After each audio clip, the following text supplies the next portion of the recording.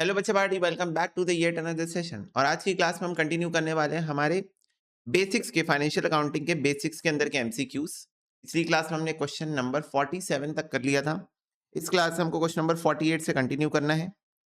ठीक है, ओके।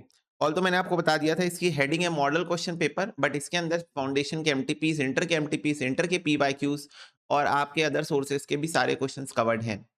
ठीक है, तो उस पर्सपेक्टिव से आप इसको सॉल्व करेंगे। देखो, the determination of expenses for an accounting period is based on the concept of matching principle. हमने पढ़ा, बोलो मैचिंग प्रिंसिपल, यस और no?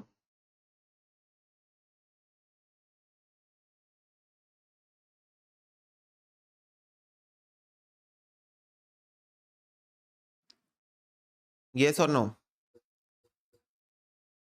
Yes. Goodwill is a, बच्चों गुडविल इज अ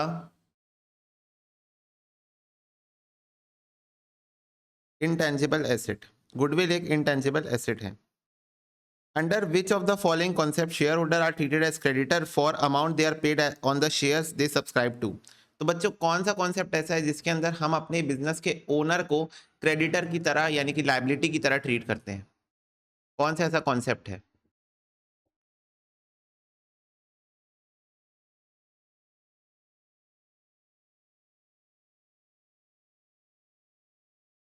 आपने एक प्रिंसिपल पढ़ा है, owner and business are separate legal entity.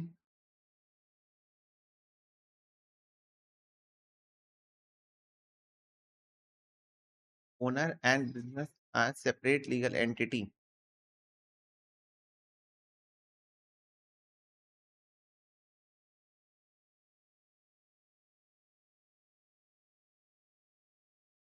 Business entity principle. बच्चों पर्सनल अकाउंट के अंदर डेबिट बैलेंस का मतलब, पर्सनल अकाउंट के अंदर डेबिट बैलेंस मतलब,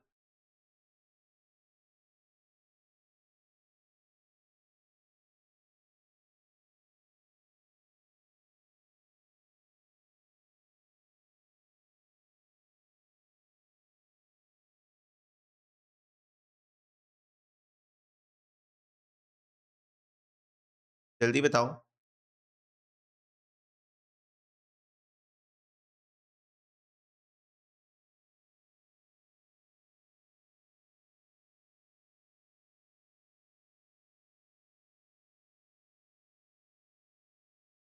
okay, very very good. Personal account में डेबिट बैलेंस होने का मतलब, तो पर्सनल अकाउंट के एग्जांपल में ले लेता हूं डेटर।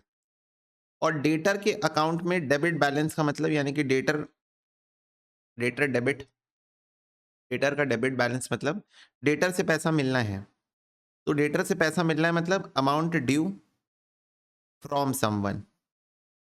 जो बच्चे बी बोल रहे थे, बच्चों ध्यान से सोचो, तुम क्रेडिटर बोल रहे हो और आपसे क्वेश्चन डेटर पूछ रहा है। डेबिट बैलेंस इन पर्सनल अकाउंट यानी कि वो डेटर अकाउंट पूछ रहा है। क्रेडिट बैलेंस इन पर्सनल अकाउंट पूछता मतलब वो क्रेडिटर अकाउंट पूछता। बोलो, डेटर पूछना चाह रहा है क्वेश्चन आपसे। डेबिट बैलेंस इन पर्सनल अकाउंट यानी कि डेटर की बात कर रहा है वो, तो डेटर से बच्चों amount due from anyone. Okay, amount due from anyone मतलब हमको किसी से पैसा मिलना है। अमाउंट ड्यू टू एनीवन मतलब हमको किसी को पैसा देना है। ओके। डिस्काउंट तो कोई सेंस ही नहीं बना। डिस्काउंट अलाउड टू एनीवन, अगर आप किसी को डिस्काउंट अलाउ करते हो तो डिस्काउंट अकाउंट डेबिट होता है। But the point is discount is not a personal account, it's a nominal account. तो वैसी रेस से बाहर हो गया। और good sold in cash, good sold in cash में कोई भी पर्सनल अकाउंट इन्वॉल्व नहीं होता है। समझ गए? गुड सोल्ड इन कैश में हर्ष कोई पर्सनल अकाउंट इन्वॉल्व ही नहीं होता है। चलो बताओ, आगे बढ़ो। हाँ बच्चों, that for which there is neither any possibility of becoming bad nor any doubt about its realisation will arise in future is called.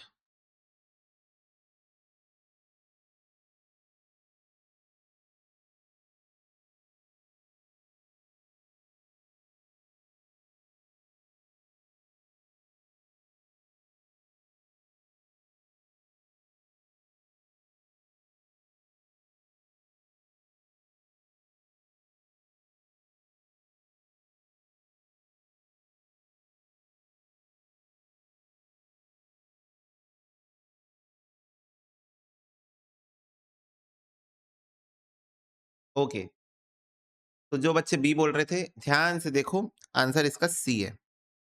इसका आंसर सी है। कैसे? वो डेट जिसमें कोई भी चांसेस नहीं है कि वो बैड होंगे और ना ही कोई चांस है अबाउट इट्स रियलाइजेशन, मतलब सॉरी, ना ही कोई डाउट है, ना ही कोई डाउट है कि उसका रियलाइजेशन में कोई दिक्कत आएगी। तो वो कैसे डेट्स होंगे बच्चों? गुड डेट्स होंगे ना। सिंपल शब्दों में क्वेश्चन हिंदी में बोल रहा है प्रिंसी कि ऐसे डेट जिससे कंफर्म पैसा मिल जाएगा, वो डेट क्या कहलाते हैं? क्या बोल रहा है क्वेश्चन? कि कोई डाउट नहीं है, ये डेट्स बैड डेट नहीं होंगे और इनसे पक्का हमें पैसा मिल जाएगा। इस बारे में हमें कोई डाउट नहीं है, पक्का पैसा मिल जाएगा। तो ये कैसे डेट हुए? गुड डेट्स हुए ना। गुड डेट्स, ऐसे डेट जिससे पक्का पैसा मिल जाएगा। एक बार पढ़ो ध्यान से क्वेश्चन, पढ़ो एक बार ध्यान से question. That for which there is neither any possibility of becoming bad. कोई पॉसिबिलिटी नहीं है कि ये बैड डेट हो जाएगा, कोई पॉसिबिलिटी नहीं है। And any doubt about its realisation, और इसका रियलाइजेशन ना हो इसके लिए भी हमें कोई डाउट नहीं है, पक्का रियलाइजेशन हो जाएगा। तो ऐसे डेट कौन से डेट होते हैं? गुड डेट होते हैं बच्चों। ठीक है, इनमें से कौन सा करंट एसेट है बताओ?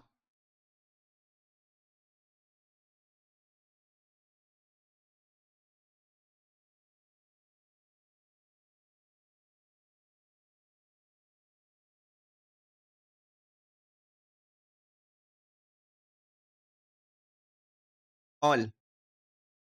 डेटर भी करंट एसेट है, स्टॉक भी करंट एसेट है, प्रीपेड इंश्योरेंस भी करंट एसेट है, सभी करंट एसेट है। मिस उमा के पास एसेट है 75,000 का, लाइबिलिटी है 23,000 का। His capital therefore would be. तो बच्चों ये एसेट है, लाइबिलिटी है, लगाओ अकाउंटिंग इक्वेशन, बताओ कितना आएगा?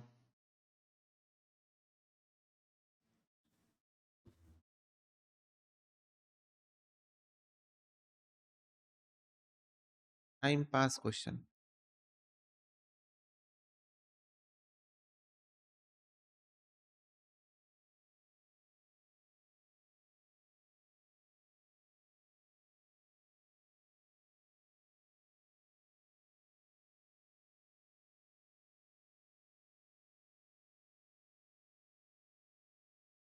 52,000 कैपिटल, अकाउंटिंग इक्वेशन। ठीक है, asset minus liability is equal to capital. Current asset का मतलब क्या होता है जरा बताना?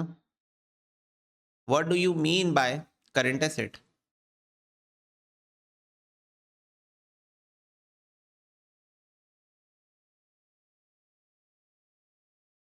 Easy, asset which are receivable within 12 months, 12 महीनों के अंदर।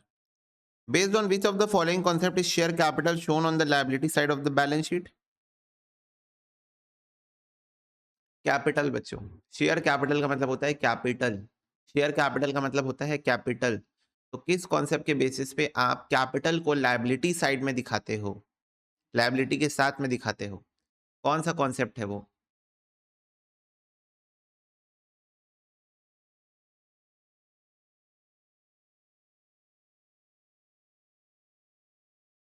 Yes, business entity concept.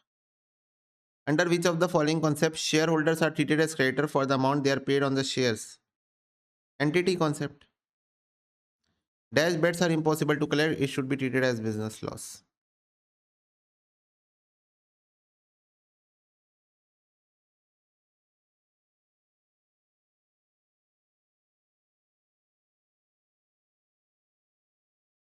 Yes.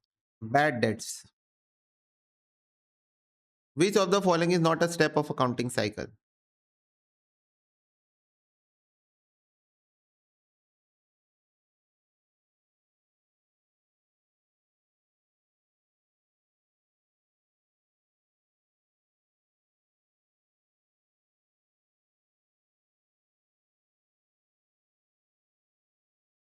इनमें से कौन सा अकाउंटिंग साइकिल का स्टेप नहीं है? डेफिनेटली कॉस्ट अकाउंटिंग करना अकाउंटिंग साइकिल का पार्ट नहीं है। कॉस्ट अकाउंटिंग करना अकाउंटिंग साइकिल का पार्ट नहीं है। पिछली क्लास में अकाउंटिंग साइकिल पढ़ाया था ना, क्या वहां पर कहीं पर भी था कॉस्ट अकाउंटिंग करना? नहीं। तो कॉस्ट रिकॉर्ड्स हमको मेंटेन नहीं करना होता। फाइनेंशियल अकाउंटिंग, कॉस्ट अकाउंटिंग दोनों अलग चीज है। ओके बच्चों, transaction means N event which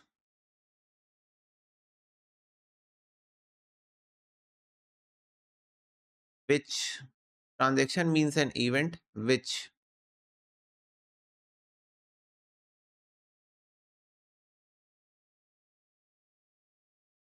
okay can be measured in terms of money. हाँ. Financial position of a person को चेंज कर सकता है. हाँ. बुक्स ऑफ अकाउंट्स में रिकॉर्ड हो सकता है. हाँ. तो इसका आंसर हो जाएगा all of these. Okay. Based on which of the following concept it is assumed that the business has a perpetual succession. Perpetual succession मतलब होता है बच्चों business will continue up to infinity. ये होता है perpetual succession का मतलब कि बिजनेस चलता रहेगा चलता रहेगा चलता रहेगा. परपेचुटी का मतलब होता है नेवर एंडिंग. पढ़े हो ना टाइम वैल्यू ऑफ मनी में परपेचुटी का कॉन्सेप्ट. ए बाय पढ़े हो ना टाइम वैल्यू ऑफ मनी में perpetuity. A by I. Yes. तो वही है perpetuity. Perpetual succession. Never ending. Never ending. तो it's a concept of going concern. It's a concept of going concern. ठीक है. Next. Accounting does not record non financial transaction because of money measurement principle. Which of the following is our advantage of double entry system?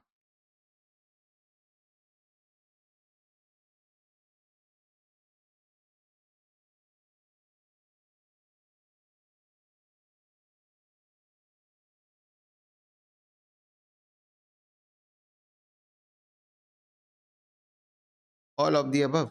It prevents minimize fraud. Moreover, fraud can detected early. Errors can be check rectified. Balance of receivable payable determined easily since the personal accounts are maintained. Yes, answer all of these हो जाएगा. Recording of capital contributed business entity. Bookkeeping is a mechanical task which involve.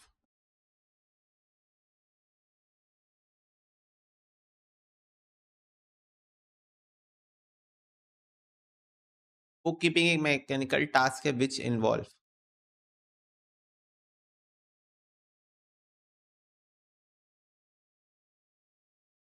Collection of basic financial information. Classifying effect of economic transaction. Both A or B. Accounting is basically concerned with. Option number D, none of these है. Accounting is basically concerned with forecasting, measurement or management. Yes, very good. Measurement.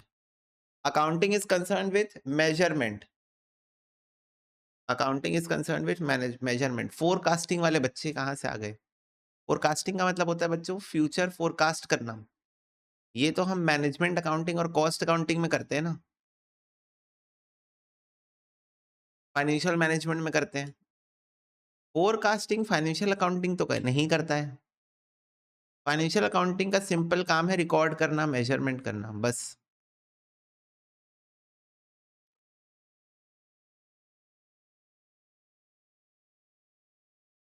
इन तीनों में से सबसे suitable answer measurement है. Okay. All of the following are function of accounting. बताओ.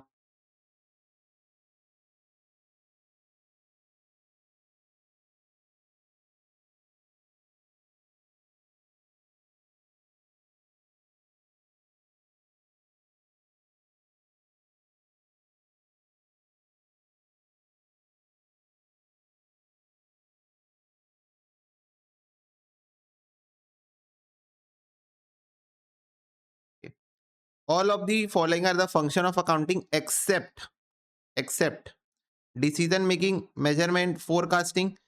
अब बच्चों इसमें सबसे मोस्ट अप्रोप्रिएट आंसर क्या है? Cost reduction. Cost reduction. आपका आंसर सब्जेक्टिव हो सकता है. ये बात पता है कि नहीं पता आपको? Your answer can be subjective. It may very on the basis of options given. जैसे तुम लोग मैचिंग प्रिंसिपल टिक करते हो जब आपको बोलता है कि एक्सपेंसेस को मैच किया जाता है पर्टिकुलर पीरियड से. लेकिन जब मैचिंग प्रिंसिपल नहीं दिया होता है तो पीरियोडिसिटी टिक करते हो.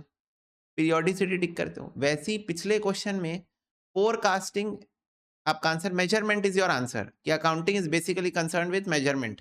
Measurement of your financial position, financial performance. ठीक है. अब यहां पर पूछा all of the following are the function of accounting except. तो अब बच्चों इनमें से कौन सा ऐसा आंसर है जो कि बिल्कुल ही नहीं हो सकता अकाउंटिंग के अंदर? वो आपको टिक करना है. वो आपको टिक करना है जो जो आंसर बिल्कुल ही हो ही नहीं सकता, किसी भी सिचुएशन में नहीं हो सकता. किसी भी सिचुएशन में नहीं हो सकता। वो क्या है? Cost reduction. कॉस्ट रिडक्शन दूर-दूर तक फाइनेंशियल अकाउंटिंग का काम नहीं है, कॉस्ट अकाउंटिंग का काम है कॉस्ट रिडक्शन। क्योंकि आपको भी पता है फाइनेंशियल अकाउंटिंग कॉस्ट रिडक्शन कर ही नहीं पाएगा। क्यों नहीं कर पाएगा? क्योंकि फाइनेंशियल अकाउंटिंग बच्चों ईयर एंड में होती है। तो जब खर्चे हो गए, उसके बाद एक कहावत है, अब पछताए क्या जब चिड़िया चुग गई खेत। अब पछताए क्या जब चिड़िया चुग गई खेत। तो फाइनेंशियल अकाउंटिंग के लिए यही वाला डायलॉग फिट बैठता है। फाइनेंशियल अकाउंटिंग ईयर एंड में हो जाती है। ईयर एंड में पता चलता है प्रॉफिट हुआ है कि लॉस हुआ है। तो तब कैसे कॉस्ट रिडक्शन करोगे? कॉस्ट अकाउंटिंग साल की शुरुआत में होती है। तो उसमें पॉसिबल है बच्चों कॉस्ट रिडक्शन। तो आपको मोस्ट एप्रोप्रिएट आंसर टिक करना है। Cost reduction can never be the function of accounting. क्या ये बात क्लियर है सबको? Cost reduction never be the function of accounting. Yes? Okay. चलो next. Main purpose of financial accounting क्या है? फाइनेंशियल इंफॉर्मेशन शेयर होल्डर्स को प्रोवाइड करना। फिक्स एसेट क्या होता है बच्चों? What do you mean by fix asset?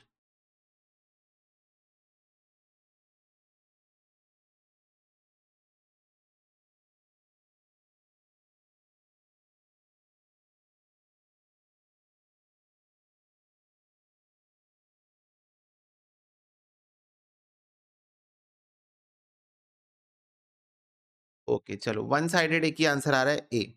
Kept in the business for use over a long period of time for earning income. Yes, fix asset यही होता है जिसको हम अपने बिजनेस में रखते हैं, लंबे समय तक के लिए रखते हैं और हमारा पर्पस होता है उससे पैसे कमाना। पैसे कमाना, ठीक है?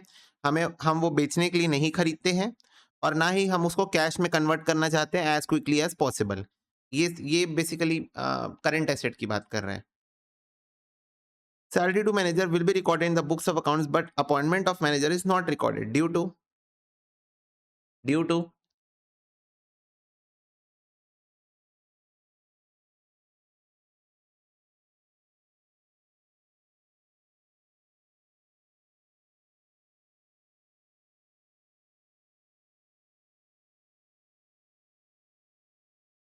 Yes, money measurement principal.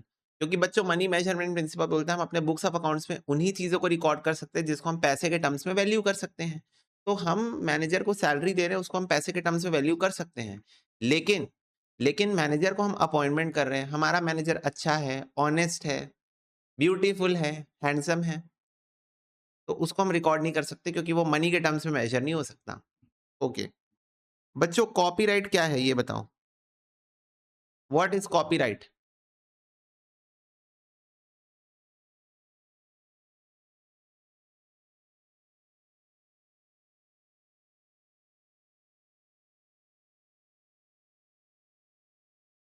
Yes, copyrights बच्चों एक इनटेंजिबल एसेट होता है।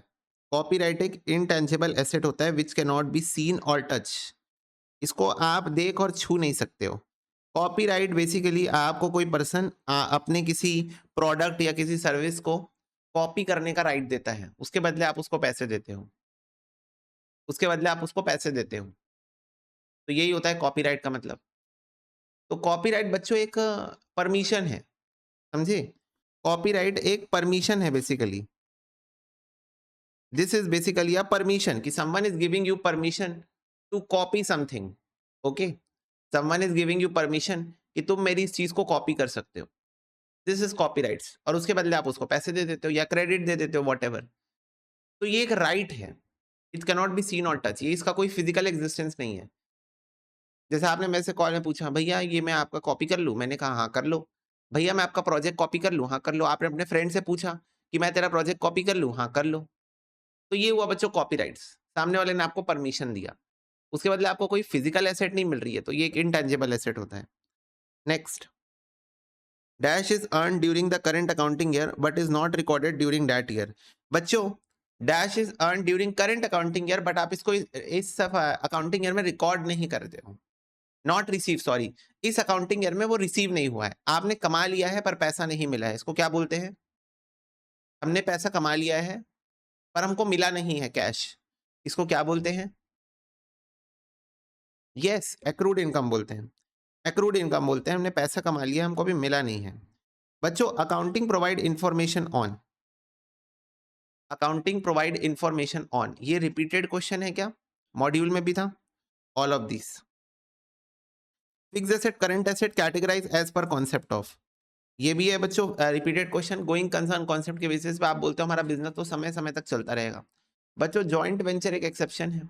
मेरे को बताओ जॉइंट वेंचर की अकाउंटिंग जब आप करते हो, जब आप जॉइंट वेंचर की अकाउंटिंग करते हो तब आप current asset, fixed asset, current asset, non current asset में नहीं बांटोगे। क्यों? क्योंकि जॉइंट वेंचर बनता ही 6 महीने, 8 महीने, 10 महीने के लिए, तो उसपे थोड़ी ना आप बाइफर्गेशन करते रहोगे। समझ रहे हो? यस।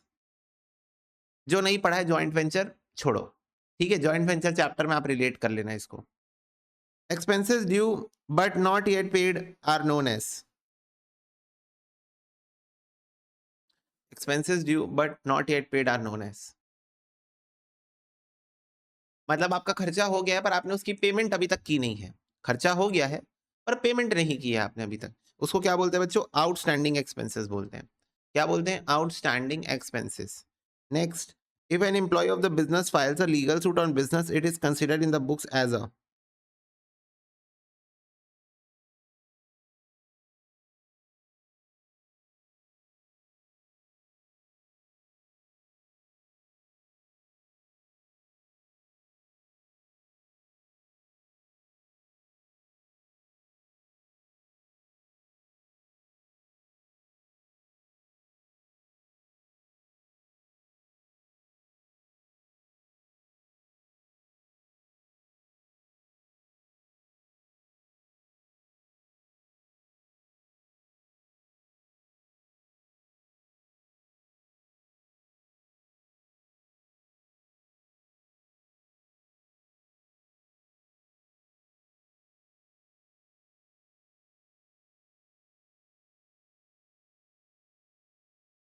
ओके। तो बच्चों अगर एक एम्प्लॉय बिजनेस के अगेंस्ट में कोई लीगल सूट फाइल करता है, मतलब केस ठोक देता है, केस ठोक देता है, तो is it a legal expense? Answer is no.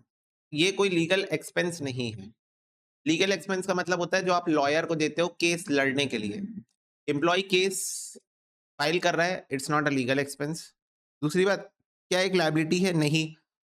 Liability तब होती है जब आपको कोई अमाउंट पेबल होता है, जब आपका कोई अमाउंट पेबल होता है तब आप उसको लायबिलिटी बोलते हो। It's not a liability.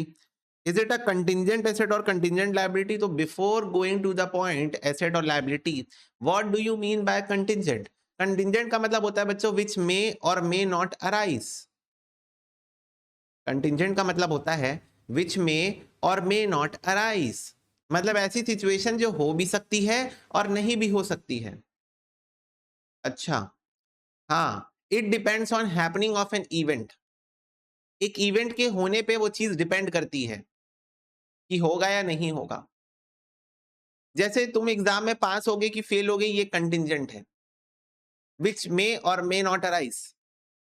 और ये किसके ऊपर डिपेंड है? आपके एग्जाम कैसा जाएगा उसके ऊपर डिपेंडेंट है। क्वेश्चन पेपर कैसा आएगा उसके ऊपर डिपेंडेंट है। आपकी तबीयत कैसी रहेगी उसके ऊपर डिपेंडेंट है। एग्जाम होगा या नहीं होगा उसके ऊपर डिपेंडेंट है। हालांकि एग्जाम तो होगा ही, पर बता रहा हूं कि इसको बोलते हैं बच्चों contingency. Contingency which is dependent upon happening of an event which may और मे नॉट अराइज। तो अब बच्चों ध्यान से सुनना, तुम्हारे ऊपर कोई केस ठोक दिया है, अगर एम्प्लॉय की बात नहीं कर रहा हूं, कोई भी अगर केस ठोके कंपनी के ऊपर, बिजनेस के ऊपर, तो बच्चों जब तक उस केस की सुनवाई नहीं हो जाती कोर्ट में, उस उनका लॉयर हमारा लॉयर आपस में फाइट करे, जज बैठे सामने, जज अपना डिसीजन नहीं सुना देते, तब तक बच्चों ये लायबिलिटी सर्टेन नहीं है। बोलो हाँ। एम्प्लॉय ने क्यों केस ठोका होगा? आपने कुछ किया होगा, कंपनसेशन वगैरह नहीं दिया होगा एम्प्लॉय को, कोई बेनिफिट प्रोवाइड नहीं किया होगा, सैलरी रोक के रखी होगी, जो भी, इसकी वजह से केस ठोका होगा। तो बच्चों हो सकता है कि जज आपके फेवर में डिसीजन सुना दे और आपको उस एम्प्लॉय को 1 रुपए ना देना पड़े। और ये भी हो सकता है कि जज आपके अगेंस्ट में डिसीजन सुनाए और आपको उस एम्प्लॉय को पैसे देने पड़े। तो फटाफट से बताओ, दोनों सिचुएशन हो सकती है ना? हो सकता है पैसे देने पड़े, हो सकता है पैसे ना देने पड़े। बोलो। हो सकता है पैसे देने पड़ जाए, हो सकता है पैसे ना देने पड़े। हाँ, ये तो डिपेंड करेगा केस जीतोगे कि नहीं जीतोगे, उसके ऊपर डिपेंड करेगा। तो इसीलिए बच्चों जब कोई पर्सन लीगल सूट फाइल करता है किसी बिजनेस के ऊपर तो it is a contingent liability. It is a liability but it is contingent. It is a liability. आपको अमाउंट सामने वाले को देना पड़ सकता है, पर मेरी बात को ध्यान से सुनो। देना पड़ सकता है। क्या मैंने ऐसा बोला देना पड़ेगा? नहीं। क्या मैंने ऐसा बोला देना पड़ेगा? नहीं। It is a contingent liability which may और मे नॉट अराइज। बच्चों एक बात बताओ, आज जब शादी होती है इंडिया के अंदर, किसी भी पर्सन की शादी होती है, शादी के बाद हर लड़का अपनी बैलेंस शीट में एक कंटिंजेंट लायबिलिटी बना लेता है। बोलो हाँ। शादी के बाद हर लड़का अपनी बैलेंस शीट में आजकल एक कंटिंजेंट लायबिलिटी बना लेता है विच मे और मे नॉट अराइज। समझे? क्रोनोलॉजी समझ रहे हो?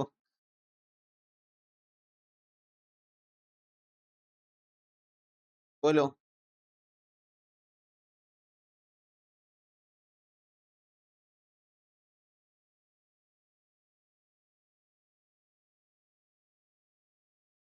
क्या बोलो? चलो, तो उसी को बोलते हैं बच्चों कंटिंजेंट लायबिलिटी विच मे और मे नॉट अराइज। प्यार से रहोगे तो मे नॉट अराइज, प्यार से नहीं रहोगे तो it may arise. Okay. Yes, तो it is a contingent liability. Okay.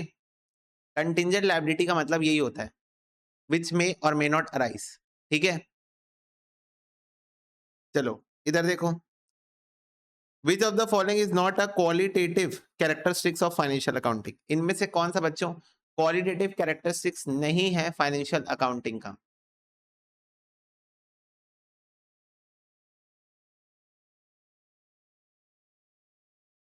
मतलब सिंपल शब्दों में इनमें से कौन सा ऐसा कैरेक्टरिस्टिक्स है जो फाइनेंशियल अकाउंटिंग का नहीं है?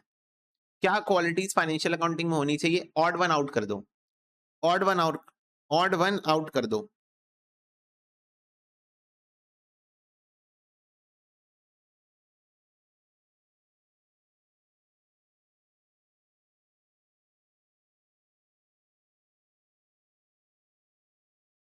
चलो देखो, qualitative characteristics of accounting information. Accounting information की क्या क्या क्वालिटेटिव कैरेक्टरिस्टिक्स होनी चाहिए? पहला, रिलायबिलिटी होनी चाहिए बच्चों। रिलायबिलिटी होनी चाहिए मतलब it should be based on facts and figures. आप अकाउंट्स के अंदर कुछ भी रैंडम एंट्रीज नहीं पास कर सकते। It should be properly backed by bills, vouchers. Proper document होना चाहिए, प्रूफ होना चाहिए आपके पास हर एंट्री का। तो रिलायबिलिटी होनी चाहिए बच्चों। Means the information must be facts and verified through some source document. It must be free from biasness और एरर्स। उसमें बायसनेस नहीं होनी चाहिए मैनेजमेंट की, और एरर्स नहीं होने चाहिए, हालांकि होती तो है पर कंट्रोलेबल लिमिट तक होनी चाहिए, ये बोल सकते हो आप। तो रिलायबिलिटी होनी चाहिए आपकी फाइनेंशियल इंफॉर्मेशन के अंदर। रिलायबिलिटी होनी चाहिए, भरोसा होना चाहिए। दूसरा, रेलेवेंस होना चाहिए बच्चों। To be relevant information must be available in time, must influence the decision of user, helping them for forming prediction about the outcome. बच्चों रेलेवेंट होना चाहिए। क्या तुमने ऐसा सुना है? कभी ना कभी किसी दोस्त, पड़ोसी, रिश्तेदार के मुंह से सुना होगा, जब कांड हो जाता है, कोई चीज की बैंड बज चुकी होती है, तब लोग आके बोलते हैं, अरे मुझे बताए होते, मैं करवा देता। अरे पहले बताए होते, अरे मुझे बोले होते, हम करवा देते।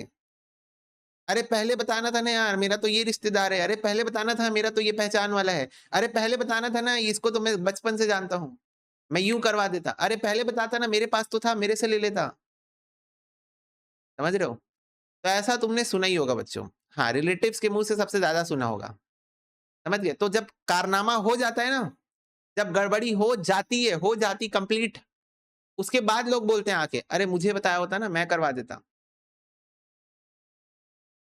तो बच्चों ऐसे ही मेरे को एक बात बताओ, मेरे को एक बात बताओ, तुम लोग फाइनेंशियल इंफॉर्मेशन बना रहे हो, तुम लोग फाइनेंशियल इंफॉर्मेशन बना रहे हो, रिटर्न फाइलिंग करनी होती है जुलाई में। जुलाई में रिटर्न फाइलिंग करनी होती है। रिटर्न फाइलिंग की डेट निकल के तुम मेरे को अगले साल जनवरी में अगर फाइनेंशियल इंफॉर्मेशन दोगे लाके, ठीक है, मैं तुम्हारे बिजनेस का सीईओ मान लो, और तुम्हारे बिजनेस की जो फाइनेंशियल इंफॉर्मेशन है, प्रॉफिट एंड लॉस अकाउंट है, बैलेंस शीट है, वो तुम मेरे को रिटर्न फाइलिंग की डेट तो छोड़ो, अगले साल जनवरी में लाके दोगे, तो अब क्या मैं उसका चार्ट डालूं? फटाफट से बताओ। अब उस फाइनेंशियल इंफॉर्मेशन को मैं क्या शोकेस में सजा के रखूं, फोटो फ्रेम करा के, कि ये देखो एक एक फाइनेंशियल इंफॉर्मेशन कैसी दिखती है? ऐसी दिखती है, टी शेप बैलेंस शीट। नहीं। कहने का मतलब ये है बच्चों, किसी भी चीज का रेलेवेंस तब होता है जब वो आप सही समय में लाके दो। Correct? In the right time at the right place. बोलो यस और no. In the right time and the right place. किसी भी चीज का रेलेवेंस तभी होता है जब आप सही समय में सही जगह पे उसको अवेलेबल करा दो। जब मेरे को भूख लगी है तब खाना दोगे, तब कोई बात बनेगी ना। जब मेरा पेट भरा है, या जिस दिन मेरा फास्ट है, उस दिन तुम मेरे को ला के बोलोगे भैया ये लो आपके लिए हम 56 भोग बनाया भैया, पनीर बटर मसाला, दाल तड़का, वेज बिरयानी, तंदूरी रोटी, लो भैया लो। मैं बोला मेरा फास्ट है। अरे भैया मुझे तो पता ही नहीं था आपका फास्ट है। मुझे तो भैया पता ही नहीं था आपका फास्ट है। मैंने तो आज ही इतने मेहनत से बनाया आपके लिए खाना। बताओ ये क्या बात हुई? कोई रेलेवेंस है इस बात में? कोई सेंस है इस बात में? फटाफट से बताओ। कोई सेंस है इस बात में? नहीं। पर जो है यही है। तो बच्चों रेलेवेंस होना चाहिए, मतलब सही समय में सही जगह में इंफॉर्मेशन टाइमली अवेलेबल कराना है। नेक्स्ट है बच्चों understandability. Information should be presented in such a manner that user can understand it well. अब बच्चों फाइनेंशियल स्टेटमेंट बनाया हूं मैं, ठीक है? कैसे फाइनेंशियल स्टेटमेंट बनाया हूं? जब मैं तुम लोगों को कॉन्सेप्ट समझाता हूं, तो एक ही पेज में सब चीज लिख देता हूं ना। एक ही पेज में सब चीज। क्यों? क्योंकि उस पेज का कोई काम नहीं होता है, वो मैं सिर्फ एक्सप्लेन कर रहा होता हूँ, तो मैं लिख रहा होता हूँ, उसका कोई काम नहीं होता है। एक ही पेज में सब चीज लिख देता हूँ ना, ये भी ये भी ये भी ये भी ये भी ये भी, ये भी सब चीज लिख देता हूँ ना, वही पूरा खचड़ पचड़ मैं तुमको दे दूं लाके। और तुमको अकाउंटिंग की जीरो नॉलेज है, क्या तुम उस चीज को समझ पाओगे? नहीं। तो इसीलिए बच्चों फाइनेंशियल स्टेटमेंट ऐसा बनाओ, फाइनेंशियल इंफॉर्मेशन ऐसी बनाओ जिसकी अंडरस्टैंडेबिलिटी हो।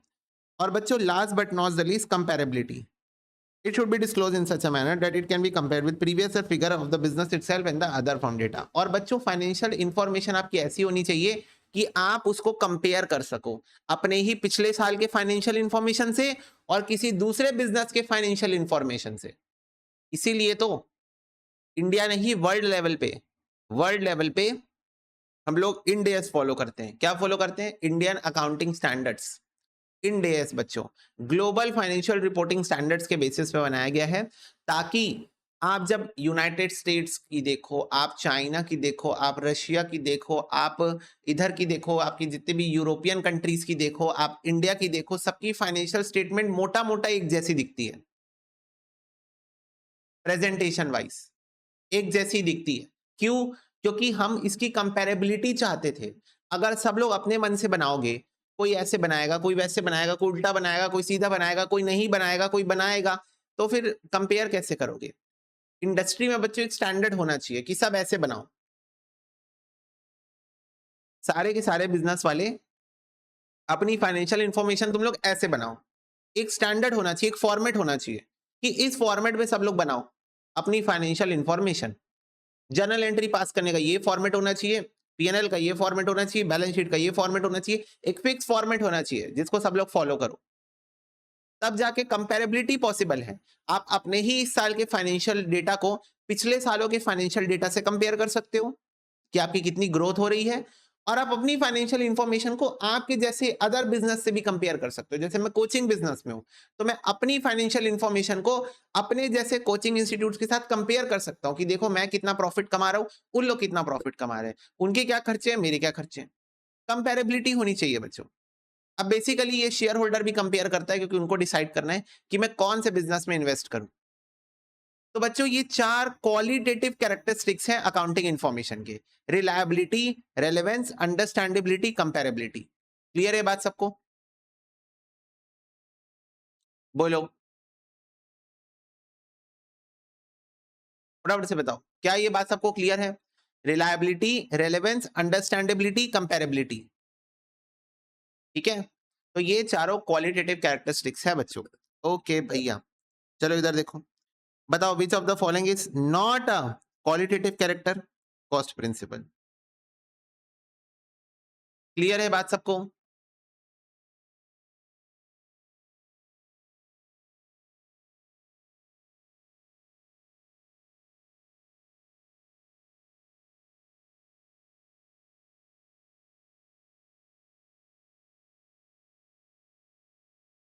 क्लियर हो गई ये बात सबको? फटाफट से बताओ। पावर कट हो रहा है आजकल बेटा, बेसिकली ये समर इफेक्ट है। समर्स में it used to happen.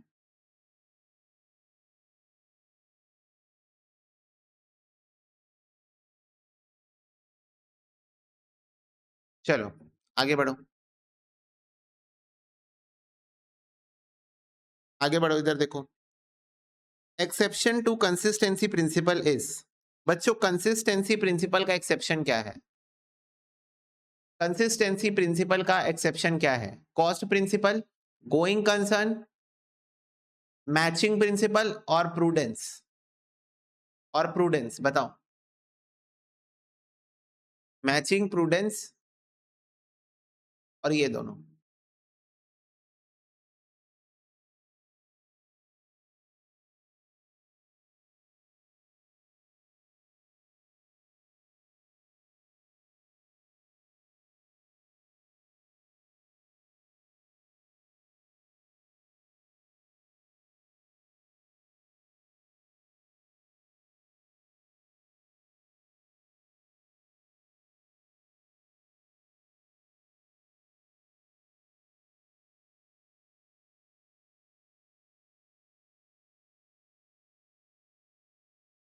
O is because she has the question bank and might be she's already solved all the question.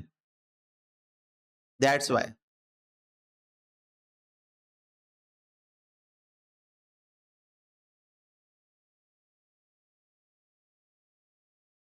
बोलो सारे बच्चे फटाफट से बताओ। बच्चों exception to the consistency principle is, तो चलो ए आंसर किसी ने नहीं दिया तो ए मैं एक्सप्लेन नहीं कर रहा हूं।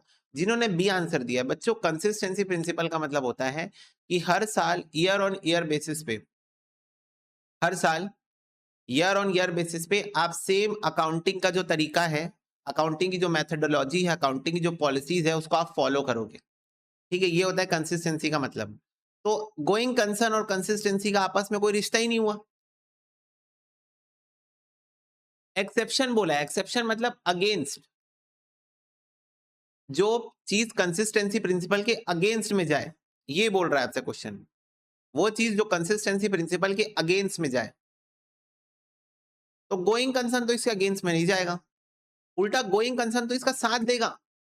उल्टा गोइंग कंसर्न तो इसका साथ देगा, एक्सेप्शन थोड़ी होगा, इसका साथ देगा कि हाँ चलो बिजनेस चलने वाला है, कंसिस्टेंसी के साथ इसको फॉलो करते हैं।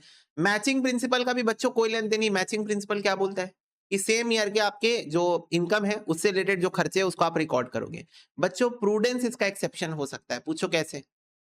पूछो कैसे प्रूडेंस इसका एक्सेप्शन कैसे हो सकता है? क्योंकि प्रूडेंस बोलता है बच्चों provide for all anticipated losses, provide for all anticipated losses.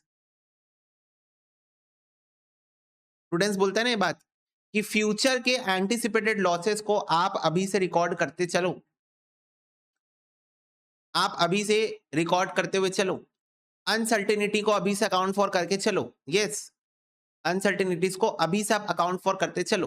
तो कंसिस्टेंसी बोलता है, कंसिस्टेंसी बोलता है कि आप कंसिस्टेंसी के साथ चीजों को फॉलो करो, जबकि प्रूडेंस बोलता है नहीं नहीं नहीं नहीं नहीं, अगर आपको लग रहा है कि फ्यूचर में लॉस वगैरह होने वाला है, आप उसको अभी से रिकॉर्ड करते हुए चलो, अकाउंट फॉर करते हुए चलो।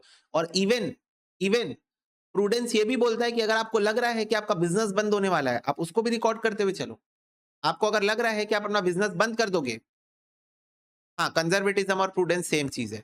अगर आपको लग रहा है अपना बिजनेस बंद कर दोगे, आप उसको भी रिकॉर्ड करते हुए चलो कि आपका बिजनेस बंद होने वाला है। और जब आपको लगेगा आपका बिजनेस बंद होने वाला है, तो बच्चों अकाउंटिंग का तरीका बदल जाता है, गोइंग कंसर्न वॉयलेट हो जाता है, करंट एसेट नॉन करंट की क्लासिफिकेशन बंद हो जाती है। ये सब चीज आप चेंज कर देते हो जो कि कंसिस्टेंसी के अगेंस्ट है। कंसिस्टेंसी प्रिंसिपल ये चीजें नहीं बोलता, कंसिस्टेंसी बोलता है आप सेम लगाते रहो। पर अगर प्रूडेंस लग गया तो वो चेंज कराने लग जाएगा आपसे चीजें। तो इसीलिए प्रूडेंस जो है वो कंसिस्टेंसी के अगेंस्ट में जाता है। ओके, प्रूडेंस क्लियर है बात सबको? तो exception to consistency principle is basically prudence. जहां पर प्रूडेंस बोलता है थम जाओ थम जाओ थम जाओ, कंसिस्टेंसी कर लेना मेंटेन, लेकिन थम जाओ। अगर लॉस होने वाला है आप उसको रिकॉर्ड कर लो। ठीक है, चलो नेक्स्ट। कैश और credit transaction recorded on the basis of, बताओ।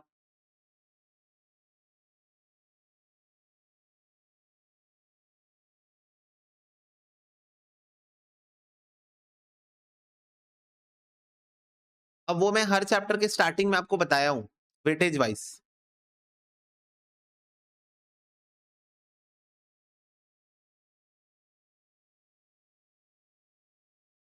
Yes, accrual concept. कैश भी रिकॉर्ड करना है, क्रेडिट भी रिकॉर्ड करना है, एक्रूअल कॉन्सेप्ट। बच्चों, interest received in advance account is the interest received in account, interest received in advance कौन सा अकाउंट है? इंटरेस्ट रिसीव्ड इन एडवांस कौन सा अकाउंट है?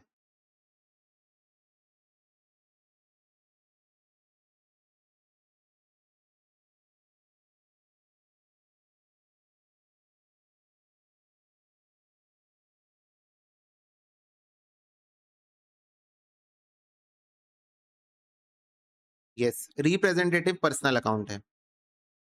When stock is valued at cost in one accounting principle and lower of cost and RV in another accounting principle. चलो, ये example मैं देने वाला था, अच्छा हुआ नहीं दिया, क्योंकि मेरे को याद था कि एमसीक्यू में ही आ जाएगा कहीं ना कहीं।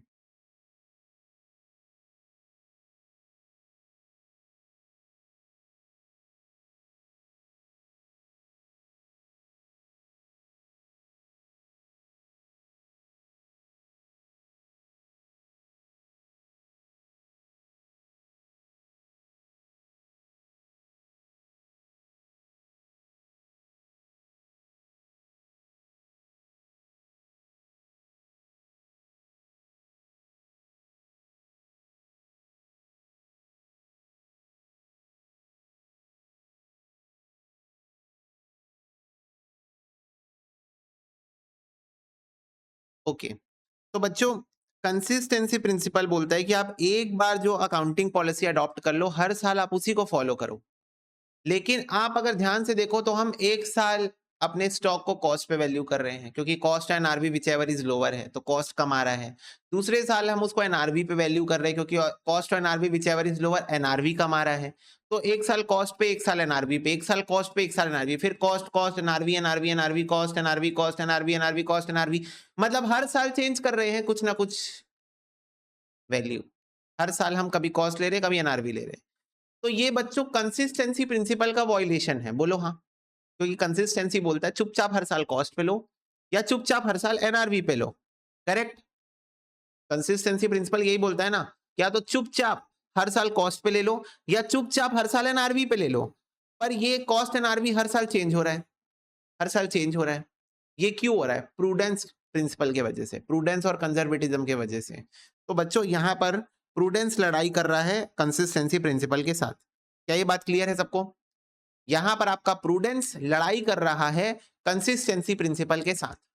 कंसिस्टेंसी प्रिंसिपल बोल रहा है हर साल सेम लगाओ, प्रूडेंस बोल रहा है नहीं नहीं नहीं, cost and RV which ever is lower. तो इन दोनों आपस में लड़ रहे हैं। नेक्स्ट बच्चों, materiality principle is an exception to.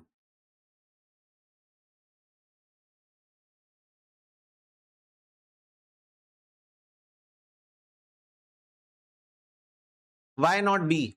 Matching principle conflict with consistency, नहीं ये तो अलग है। मैचिंग प्रिंसिपल तो बेटा बोलता है कि आपके जो इनकम है ना, उससे रिलेटेड खर्चों को आप इस पीरियड में रिकॉर्ड करो, उसका स्टॉक वैल्यूएशन से कोई लेना देना नहीं है, मतलब कोई सेंस ही नहीं है। अकाउंटिंग पीरियड और मैचिंग का इस पॉइंट से कोई लेना देना ही नहीं था।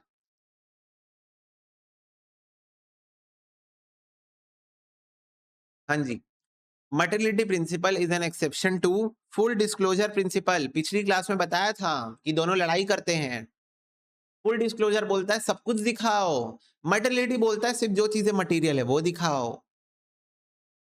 only disclose the information which is material and can impact the decision making of the users of financial information.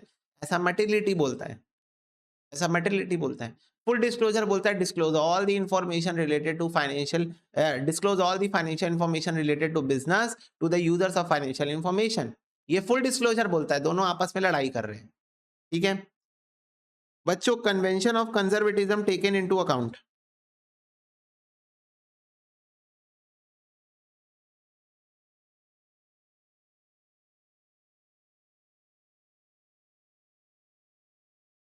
Yes, all future losses but not profits. चलो, चूज द करेक्ट स्टेटमेंट. इनमें से correct statement आपको choose करना है, select करना है. Correct statement इनमें से कौन सा है? पढ़ लो एक बार ये दोनों, फिर नेक्स्ट दिखाऊंगा आपको.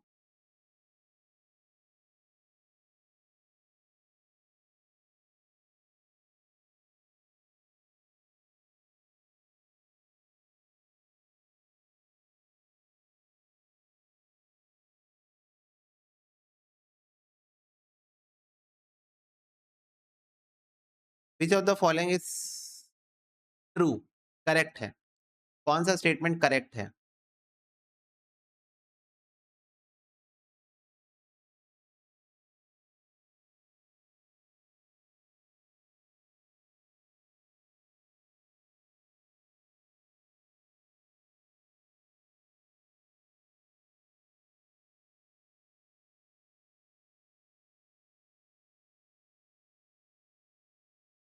ओके चलो, तो बच्चों फर्स्ट सेंटेंस था financial statement need not take into consideration any statutory requirement. ये फॉल्स है बच्चों. स्टैट्यूटरी रिक्वायरमेंट मतलब होता है लॉ, जो चीजें गाइड करता है, लॉ की requirement.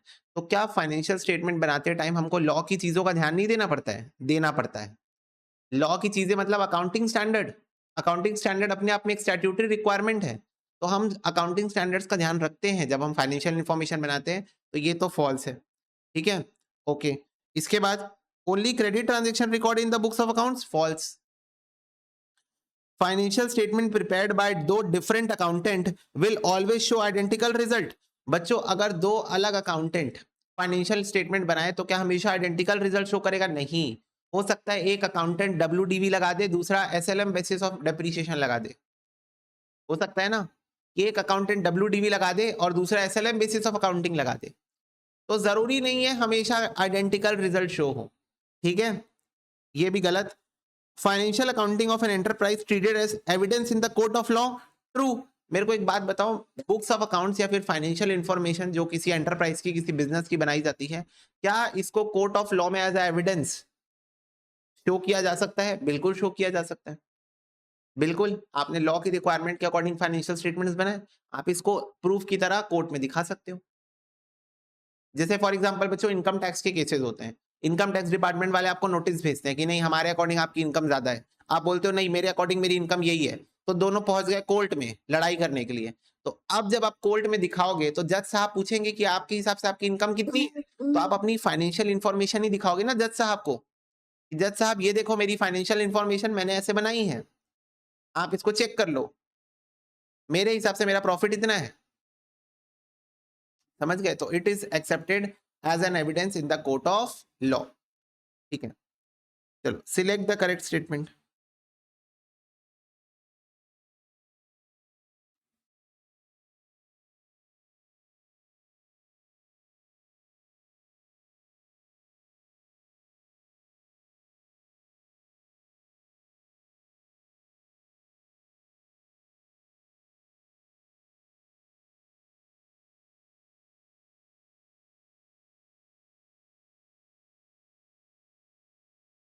Okay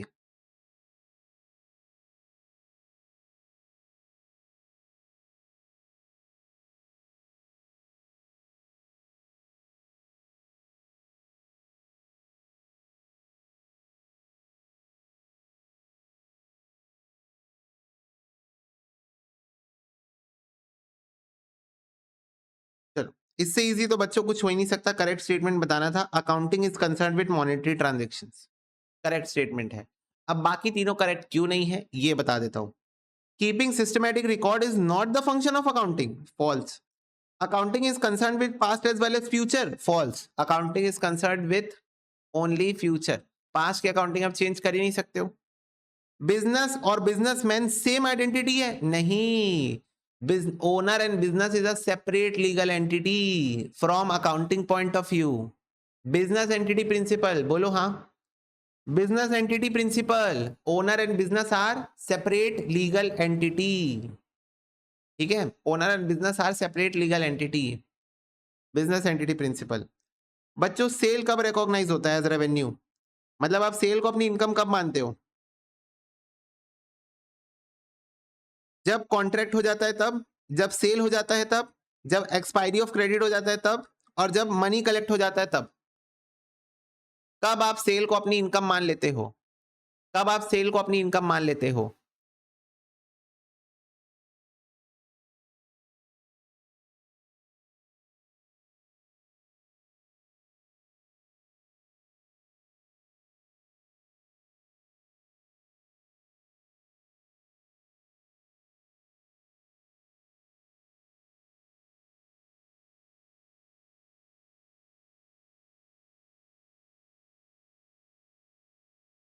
yes, absolutely correct.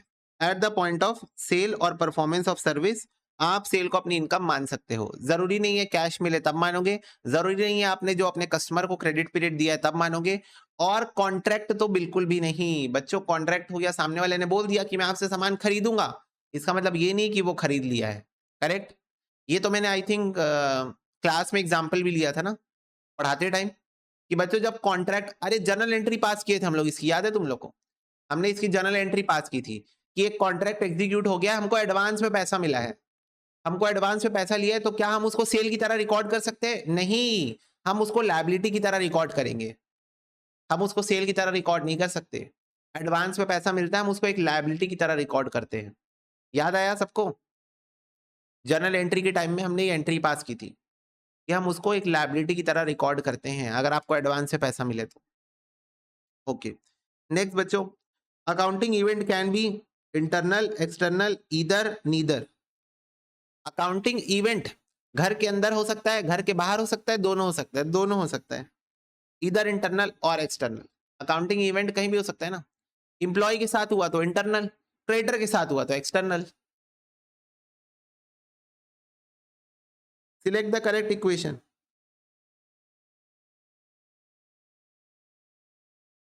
Owner equity outside liability is equal to asset. Asset is equal to capital plus liability. Fundamental accounting assumptions कौन सी है बताओ? कौन सी फंडामेंटल अकाउंटिंग एजम्पशंस है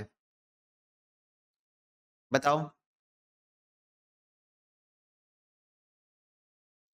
fundamental accounting assumptions. Yes, going concern, consistency और accrual.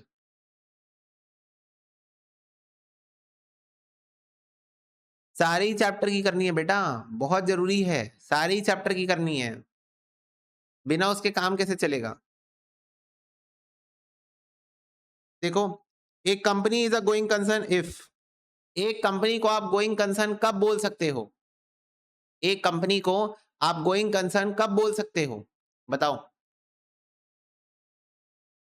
अच्छा, नहीं नहीं नहीं, वो तो कुछ फिक्स नहीं होता है. हालांकि मैं कुछ सेट ऑफ क्वेश्चंस दे दूंगा जिससे तुम लोग को आइडिया हो सकता है कि हाँ चलो यहाँ से आ सकता है, लेकिन कुछ ऐसा फिक्स नहीं है, और उसमें राइटिंग प्रैक्टिस करने की जरूरत नहीं है. You can just read, read और रीड मल्टीपल टाइम्स. बाकी फिर आप एग्जाम में उसको खुद से रिप्रोड्यूस कर सकते हो.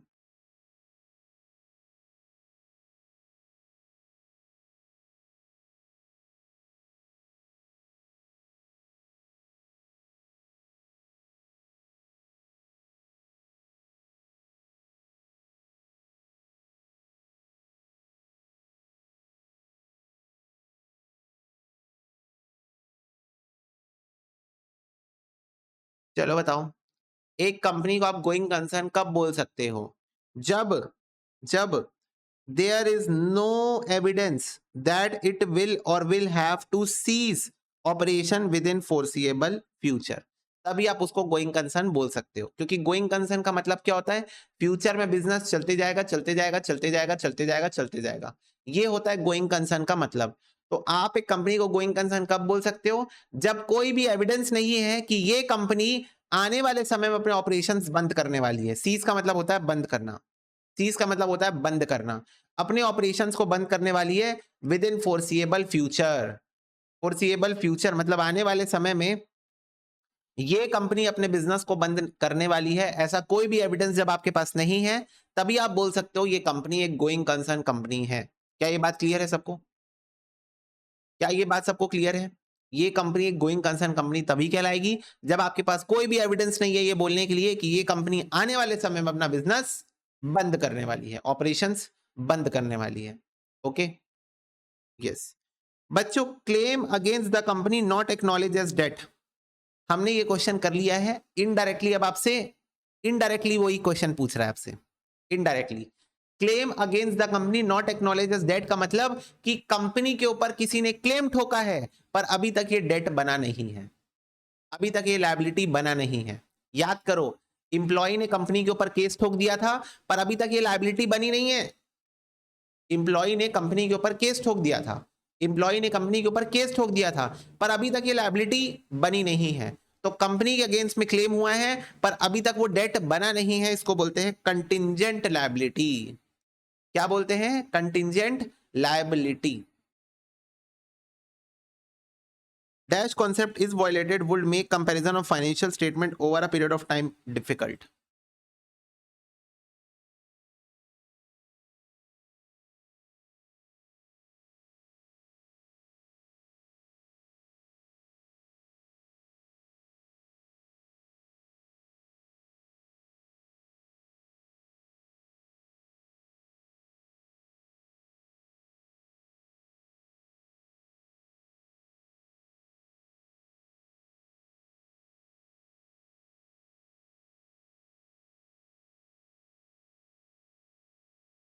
यस, एब्सोल्युटली करेक्ट आंसर बच्चों, कंसिस्टेंसी प्रिंसिपल।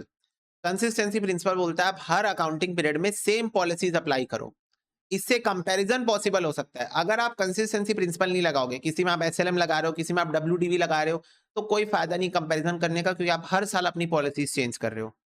तो अगर आपने कंसिस्टेंसी प्रिंसिपल को वायलेट किया तो आपकी फाइनेंशियल स्टेटमेंट का कंपैरिजन में प्रॉब्लम होगा आपको। बच्चों, human resource will not appear in balance sheet according to dash concept. कौन सा कॉन्सेप्ट है जिस कारण मैं ह्यूमन रिसोर्सेस को बैलेंस शीट में नहीं दिखाता हूं? Money measurement. 10 बार हो चुका है ये। The concept of conservatism will have the effect of. बच्चों, कंजर्वेटिज्म प्रिंसिपल के कारण क्या कार्यक्रम हो जाता है ये बताओ। कॉन्सेप्ट ऑफ कंजर्वेटिज्म के कारण क्या कार्यक्रम होता है इन चारों में से? आपकी एसेट ज्यादा दिखती है, आपकी एसेट कम दिखती है, आपकी लायबिलिटी ज्यादा दिखती है, आपकी लायबिलिटी कम दिखती है। बताओ क्या होता है कंजर्वेटिज्म प्रिंसिपल फॉलो करने के कारण?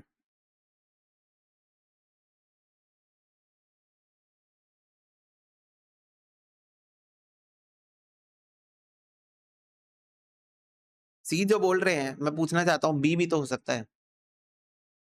जो बच्चे सी बोल रहे हैं उनसे पूछना चाहता हूं, बी भी तो बोल सकते हो। सिर्फ सी कैसे बोल रहे हो? बी भी हो सकता है, सी भी हो सकता है। कंजर्वेटिज्म प्रिंसिपल के कारण आप अपने एसेट्स को कम करके भी दिखा सकते हो और बीइंग तो कंजर्वेटिव अपनी लायबिलिटीज को ज्यादा करके भी दिखा सकते हो। You have to now select the appropriate answer, you have to now select the appropriate answer. अब जरा ध्यान से सोचो, प्रूडेंस और कंजर्वेटिज्म प्रिंसिपल हम जनरली एसेट्स के ऊपर ही लगाते हैं। एग्जांपल दूं, cost and RV which ever is lower, stock asset है। डेटर्स का प्रोविजन स्टॉक करंट एसेट है, सॉरी, डेटर्स का प्रोविजन करंट एसेट है। ठीक है, आपकी मशीनरी का, एक सेकेंड, नहीं नहीं नहीं नहीं नहीं, ये मैं बोल नहीं सकता बच्चों। इंपेयरमेंट लॉस की बात करने वाला था पर मैं ये बोल नहीं सकता, इंपेयरमेंट दिक्कत हो जाएगी मेरे को, तो मैं बोल नहीं सकता इस चीज को, कि तुमको पता नहीं है इंपेयरमेंट का मतलब क्या होता है। द पॉइंट इज, जनरली आप देखोगे कि प्रूडेंस और कंजर्वेटिज्म प्रिंसिपल हम एसेट्स के ऊपर लगा रहे होते हैं और एसेट्स को कम कर करके दिखा रहे होते हैं। हमको खुजली होते रहती है कि हम अपने एसेट्स को कहां से कम करके दिखा सके, कहां से मेरे दिमाग में कोई घंटी बज जाए और मैं अपने एसेट्स को कम करके दिखा सकूं, और मैं अपने एसेट्स को कम करके दिखा सकूं। तो इसीलिए बच्चों, हालांकि देखो, कंजर्वेटिज्म प्रिंसिपल बोलता है provide for all anticipated losses, तो जनरली आप देखोगे कि कंजर्वेटिज्म प्रिंसिपल हमने एसेट्स को लगाते हैं और एसेट्स की वैल्यूज को हम कम करके दिखाते हैं, बीइंग सो कंजर्वेटिव। तो इसीलिए आप बोलोगे अंडर स्टेटमेंट ऑफ एसेट्स। ठीक है, क्लियर है बात सबको? जनरली एसेट्स के ऊपर ही लगाया जाता है conservatism principle. Okay, provision for bad debts, provision for discount on debtors, provision for discount on debtors, ये सब चीजें, ठीक है। Concept of conservatism in balance sheet result in decrease in asset. Understatement और डिक्रीज इन एसेट का मतलब same होता है, करेक्ट है ना? ओके, 96 बच्चों देखो, essential to standardise the accounting principle and policy in order to ensure. बच्चों, हमारी अकाउंटिंग पॉलिसीज को स्टैंडर्डाइज करना और हर साल सेम अकाउंटिंग पॉलिसी लगाने के पीछे क्या रीजन है बताओ? स्टैंडर्डाइज करना मतलब एक जैसा फॉर्मेट बनाना कि सब लोग ऐसे ही बनाओ, सारे के सारे लोग ऐसे ही बनाओ जैसे हम बता रहे हैं। तो स्टैंडर्डाइजेशन का मतलब यही होता है कि हर बिजनेस वाले अपने फाइनेंशियल इंफॉर्मेशन को इसी तरीके से बनाएंगे। क्यों करते हैं हम ऐसा? ट्रांसपेरेंसी मेंटेन करने के लिए, कंसिस्टेंसी मेंटेन करने के लिए, कंपेरेबिलिटी मेंटेन करने के लिए। ऑल ऑफ दीज होगा इसका आंसर, ठीक है।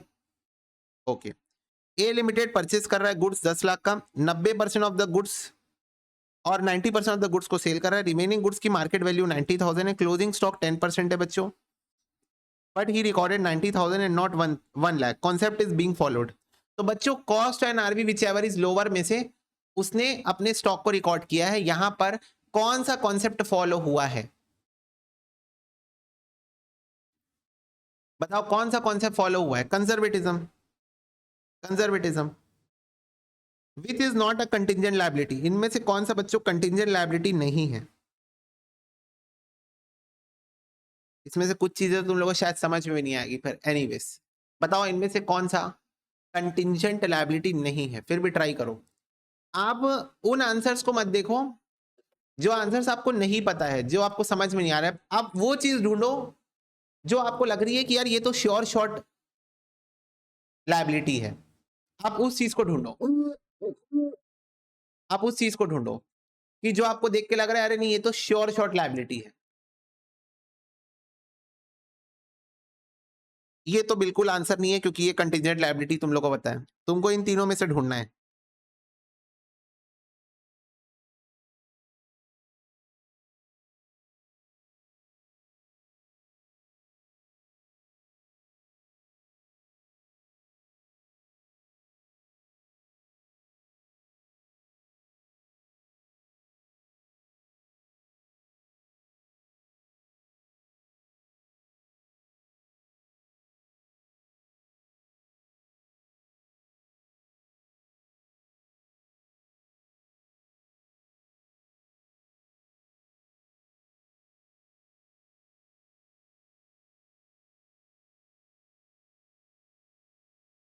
जिसका हो गया नेक्स्ट क्वेश्चन भी कर सकते हो।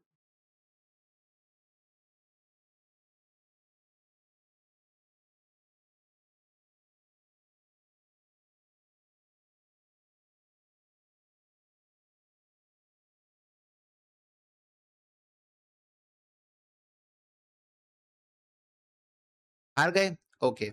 अब बच्चों मैंने आपको कहा इनमें से कौन सी श्योर शॉर्ट लायबिलिटी है, या फिर मैं ये भी कह सकता था इनमें से कौन सा लायबिलिटी ही नहीं है। तो जब कोई चीज लायबिलिटी नहीं है तो वो कंटिंजेंट लायबिलिटी भी नहीं हो सकती।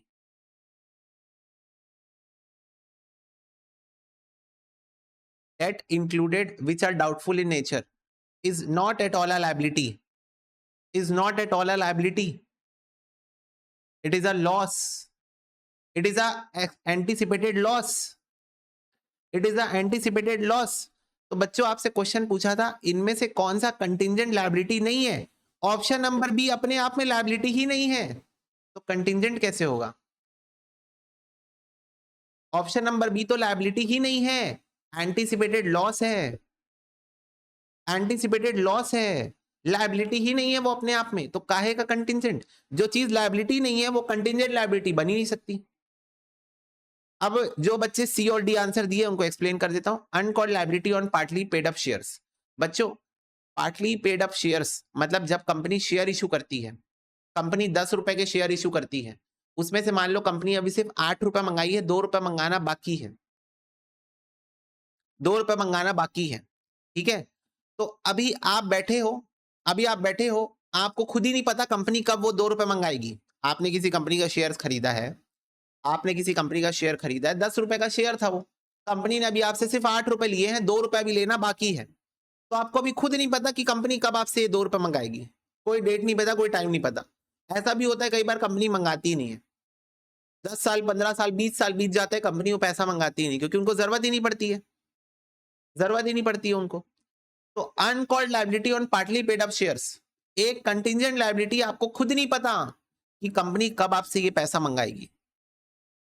शायद कंपनी को भी नहीं पता कि वो कब मंगाएगी। कंपनी बस उसको रखी हुई है रिजर्व कैपिटल बना के, रखी हुई है बस कि जब जरूरत पड़ेगी तब मंगाएंगे।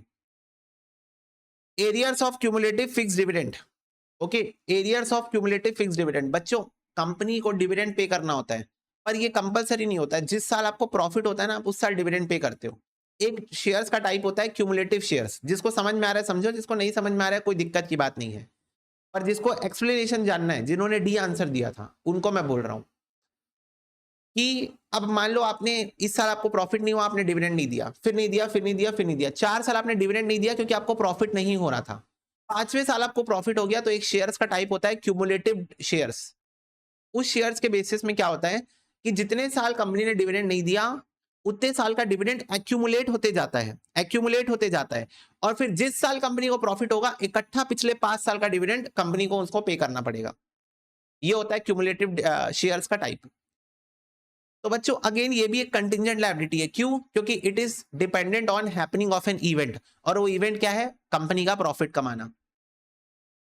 कंपनी का प्रॉफिट कमाना वो इवेंट है। अगर वो इवेंट हुआ तो डिविडेंड देना पड़ेगा, नहीं हुआ तो नहीं देना पड़ेगा। Okay, yes.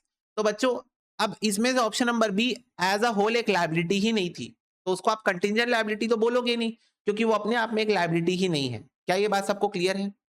फटाफट से बताओ। Option number B, provision for doubtful debt is not at all a liability. So how it's going to be a contingent liability? If it is not a liability, it is not going to be a contingent liability. Okay. तो बच्चों अगर exam में भी कोई ऐसा question आता है जो कि तुमको लगता है अरे यार ये तो आउट ऑफ द बॉक्स है, तो तुम ना फेवरेबल आंसर ढूंढो या रिजेक्शन मेथड लगाया करो। या तो फेवरेबल आंसर ढूंढा करो और या तो रिजेक्शन मेथड लगाया करो। ठीक है, आपको जरूरी नहीं है चारों ऑप्शन का मीनिंग पता हो, आपको उस ऑप्शन को ढूंढना है जो इसका मीनिंग आपको पता हो और जो आंसर हो सकता है। ओके, चलो नेक्स्ट। रोहन ने गुड्स परचेज किए 25 लाख के, 4/5 of the goods amounting to 18 lakh and met expenses amount to 2.5 lakh बेच दिए during the year. He counted net profit 3.5 lakh, which accounting concept was followed by him. तो बच्चों उसने 3.5 लाख का नेट प्रॉफिट काउंट किया, तो उसने कौन सा अकाउंटिंग प्रिंसिपल फॉलो किया है ये बताओ। मतलब रोहन ने कुछ गुड्स खरीद के लाए और उसको बेच दिए, और उसने जितने गुड्स बेचे हैं सिर्फ उतने ही गुड्स का खर्चा काउंट किया है, तो उसने कौन सा अकाउंटिंग प्रिंसिपल यहां पर फॉलो किया है?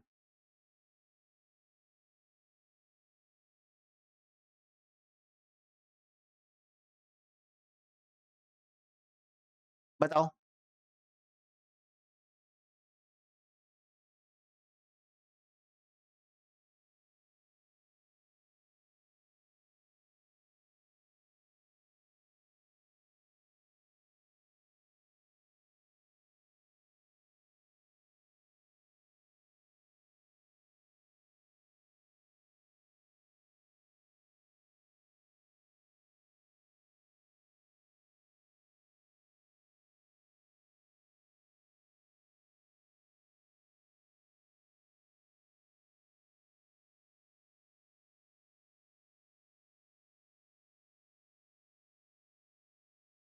क्या पता, वैसे इस क्वेश्चन में मेरे को कुछ ड्राफ्टिंग एरर लग रहा है, हालांकि मैचिंग प्रिंसिपल है इसमें, मैचिंग प्रिंसिपल लगेगा, लेकिन मेरे को कुछ ड्राफ्टिंग एरर लग रहा है इस क्वेश्चन में। नहीं पता Rohan purchase goods for 25 lakh, 3.5 lakh का प्रॉफिट कहां से आएगा? इंफॉर्मेशन अच्छे से जमी हुई नहीं है इस क्वेश्चन में।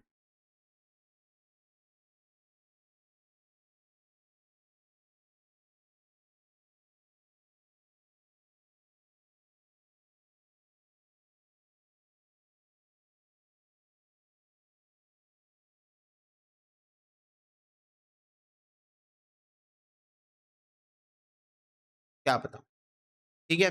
पर इस क्वेश्चन में बच्चों इंफॉर्मेशन अच्छे से जमी नहीं है, बट एनीवेज मैचिंग कॉन्सेप्ट हमको ये समझ में आ गया कि जिस पीरियड की इनकम हो रही है उससे रिलेटेड सारे खर्चे उसी पीरियड में आपको रिकॉर्ड करने होते हैं और बाकी खर्चे आप नेक्स्ट पीरियड में ले जाते हो। Matching concept. बच्चों फाइनेंशियल स्टेटमेंट में कंटिंजेंट लायबिलिटी को आप रिकॉग्नाइज करते हो, नहीं करते हो, एडजस्ट कर देते हो या none of this? Financial statement जब आप बनाते हो तो क्या वहां पर आप कंटिंजेंट लायबिलिटी को रिकॉर्ड करते हो? इसका आंसर नहीं है। कंटिंजेंट लायबिलिटी कभी भी फाइनेंशियल स्टेटमेंट में रिकॉर्ड नहीं होती है। फाइनेंशियल स्टेटमेंट बनाने के बाद ऐसे नीचे में नोट लिख के उसको दिखाया जाता है। ठीक है, फुट नोट बोला जाता है उसको। क्या बोला जाता है? Foot note.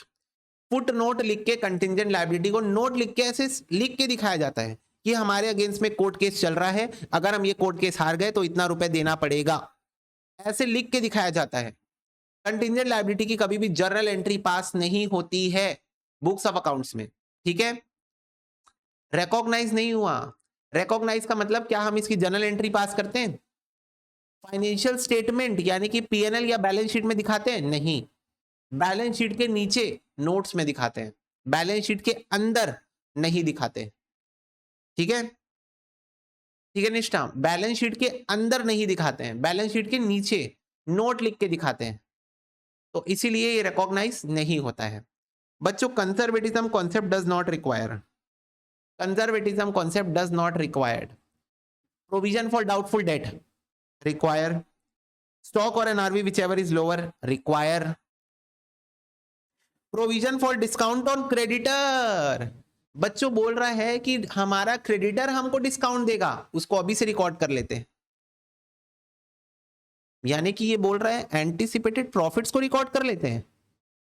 सोचो, हमारा क्रेडिटर हमको डिस्काउंट देगा, हमारे लिए तो ये प्रॉफिट है। हमारा क्रेडिटर हमको डिस्काउंट देगा, हमारे लिए तो ये प्रॉफिट है। तो क्या कंजर्वेटिज्म प्रिंसिपल एंटीसिपेटेड प्रॉफिट को रिकॉर्ड करने बोलता है? Is it required to create a provision for anticipated profit? No. ये है इसका answer. Making provision for unfavourable legal suit, हाँ ये भी कंजर्वेटिज्म में आएगा। ठीक है,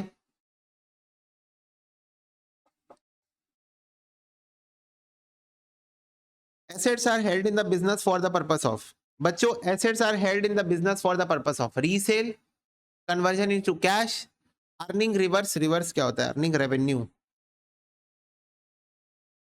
earning revenue, none of this. बताओ।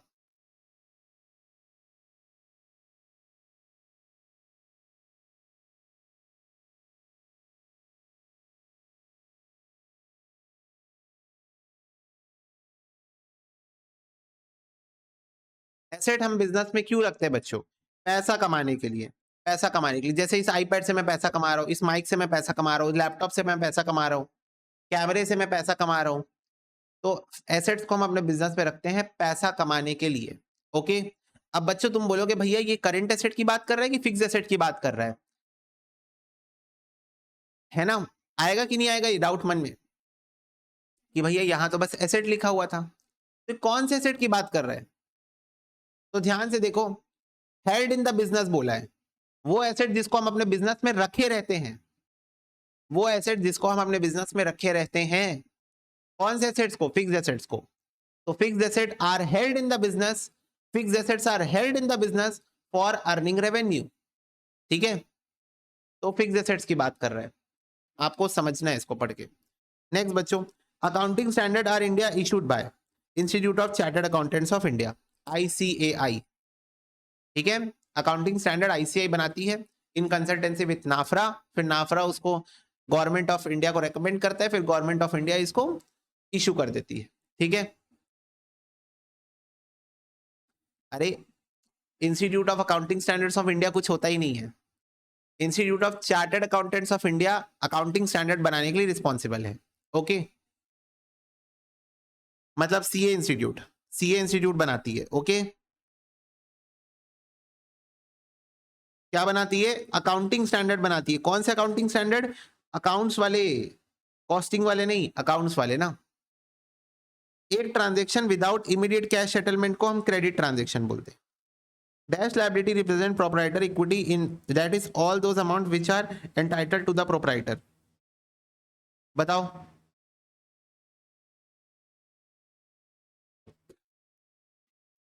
बच्चों जो कैपिटल की लायबिलिटी होती है वो कौन सी लायबिलिटी होती है? एक्सटर्नल लायबिलिटी यानी बाहर वालों की लायबिलिटी होती है, डिबेंचर होती है, इंटरनल लायबिलिटी यानी कि घर की लायबिलिटी होती है, या नन ऑफ दिस?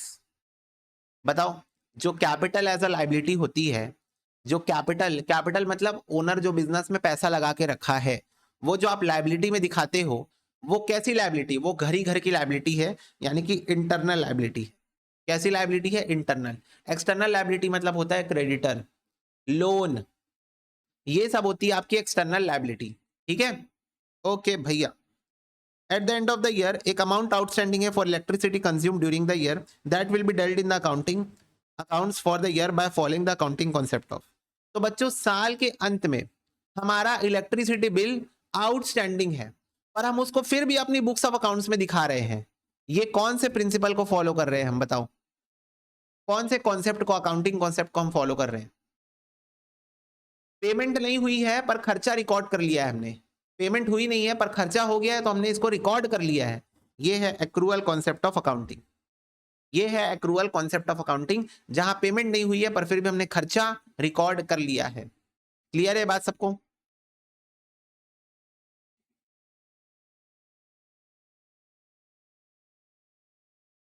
यस। इसके बाद विच of the following is a function of journal? Journal का बच्चों क्या क्या फंक्शन होता है जर्नल एंट्री का? एनालिटिकल, रिकॉर्ड करना, historical function, all of this. All of this is the function of journal entry. Journal entry analytical function भी perform करती है, रिकॉर्ड भी करती है और हिस्टोरिकल डेटा भी प्रोवाइड करती है। Okay, all of this. Management accounting primarily based on the data available from. याद करो, मैं जब तुम लोगों को ऑब्जेक्टिव ऑफ फाइनेंशियल अकाउंटिंग पढ़ा रहा था, जब मैं तुमको ऑब्जेक्टिव ऑफ फाइनेंशियल अकाउंटिंग पढ़ा रहा था, ठीक है, तब मैंने आपको एक लाइन पढ़ाई थी और बोला था कि इसके ऊपर एक एमसीक्यू आएगा। याद करो क्या एमसीक्यू था? Management accounting primarily based on data available from.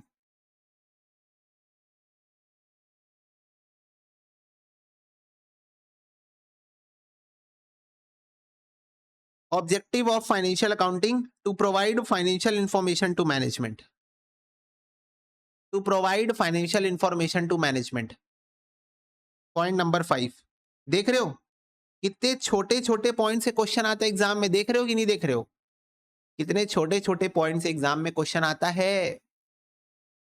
Provide financial information to management. Financial accounting management accounting को इंफॉर्मेशन प्रोवाइड करता है फॉर डिसीजन मेकिंग, बजटिंग और फोरकास्टिंग। ठीक है, तो management accounting primarily based on the data available from financial accounting. क्या ये बात क्लियर है? फटाफट से बताओ बच्चों, क्या ये बात सबको क्लियर है?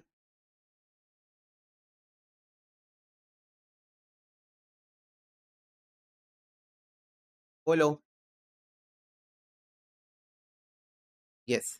तो बच्चों इसी के साथ आपके बेसिक्स के सारे एमसीक्यू हो जाते हैं यहाँ पर कंप्लीट। टोटल नंबर में 108 एमसीक्यूज हमने किए हैं only related to accounting principle, concept और कन्वेंशंस। ठीक है, इसके अलावा मेरे को आपको कुछ थ्योरी टॉपिक्स और पढ़ाना है, पर वो मैं आपको नेक्स्ट क्लास में पढ़ाऊंगा बिगिनिंग में। ठीक है, कुछ थ्योरी के टॉपिक्स जिसके ऊपर एमसीक्यू अभी तक आए तो नहीं है, एमटीपी में नहीं आया है, पीवाईक्यू में नहीं आए हैं, मॉड्यूल में भी नहीं है, लेकिन आने वाले समय में आ सकते हैं। तो वो मैं आपको टॉपिक्स कराऊंगा और फिर उसके बाद हम नेक्स्ट चैप्टर का एमसीक्यू स्टार्ट करेंगे। ठीक है बच्चों, बोलो। यस, तो चलो आज की क्लास में बस इतना ही बच्चों, मिलते हैं अगले सेशन में। तब तक के लिए God bless you, take care and bye bye.